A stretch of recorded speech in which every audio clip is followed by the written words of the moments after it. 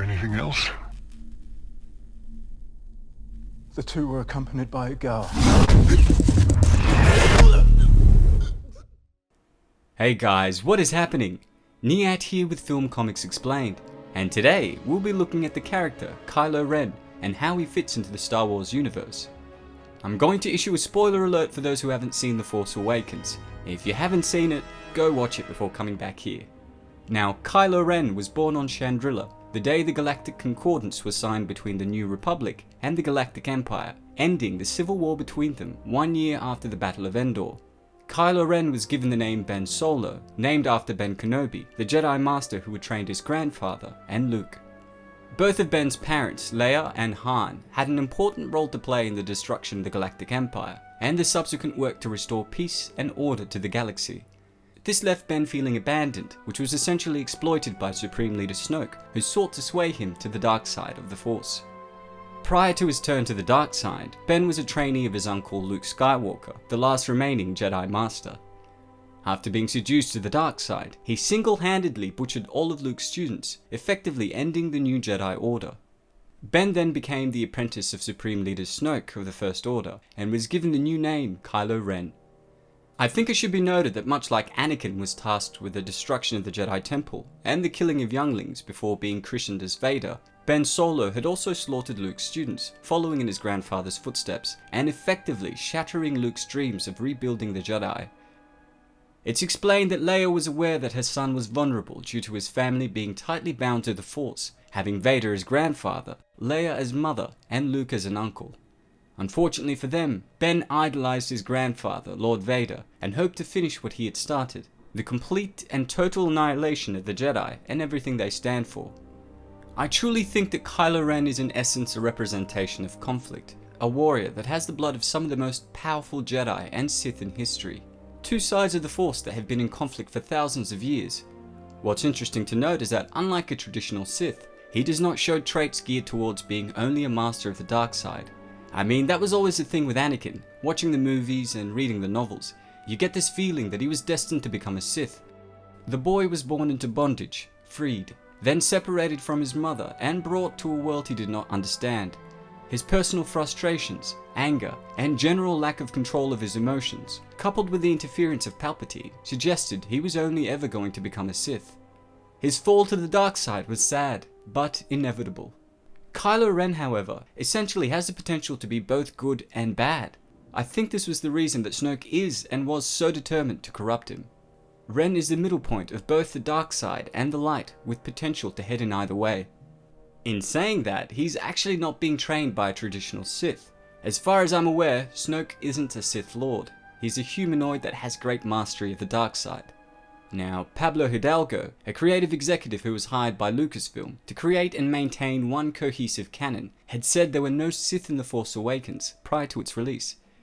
Hidalgo has also said that Snoke is more powerful than Palpatine and a greater threat than he had ever been, which is a huge revelation.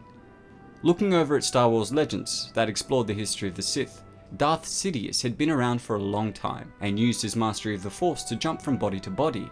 This gave him the ability to plan the slow downfall of the Jedi Order and the rise of the Galactic Empire.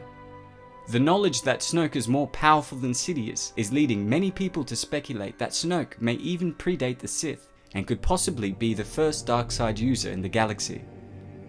After Ren's shocking betrayal of not only his family, the Jedi Order, and the galaxy as a whole, Snoke continued his tutelage over Kylo Ren and decreed that the name Ben Solo never be spoken again, sending the young man on the path to claiming his supposed birthright as ruler of the galaxy.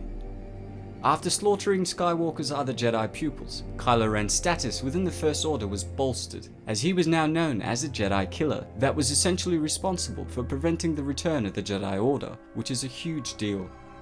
In The Force Awakens, we noticed that he wore a helmet to conceal his identity and make him seem more intimidating.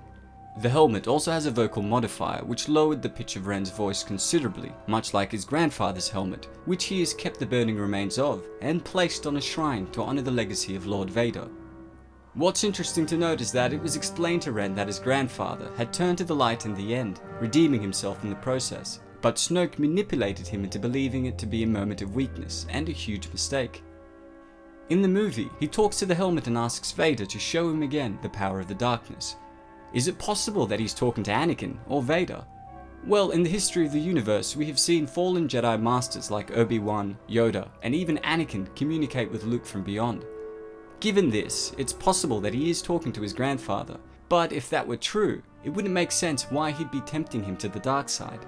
I sort of think it's also possible that someone else is manipulating him through the helmet, maybe even Supreme Leader Snoke. After all, he is said to be extremely powerful with the Force, and those that use the dark side are often masters of deception and keen strategists. With that in mind, it would make sense for Snoke to use the feelings that Ren has for his grandfather against him. Kylo Ren's weapon of choice is the crossguard lightsaber, which is based on an ancient design dating back to the great Scourge of Malachor. The saber essentially contains a cracked kyber crystal, which requires it to have lateral vents on either side of the handle to divert excess heat generated by the unstable crystal.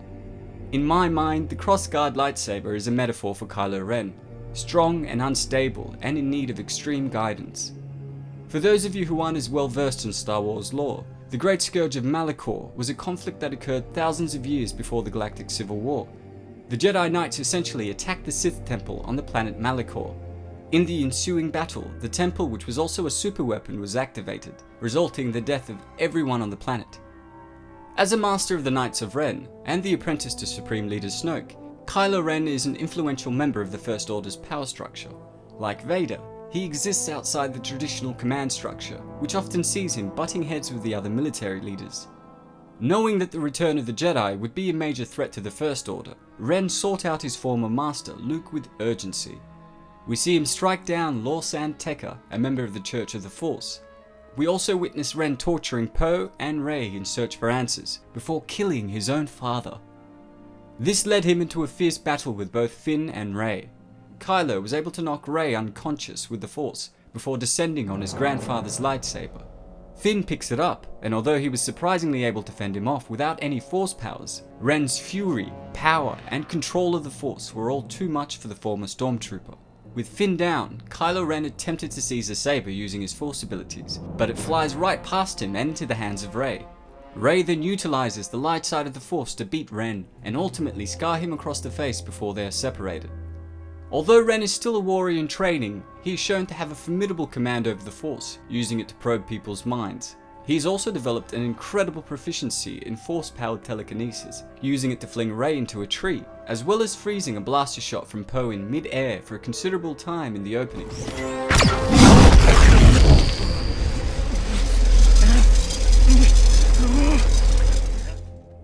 I also thought it was interesting to note that Kylo Ren shares some similarities to Jacen Solo, one of the sons of Leia and Han in Star Wars Legends, who was a fallen Jedi Knight who turns to the dark side and becomes a Sith Lord.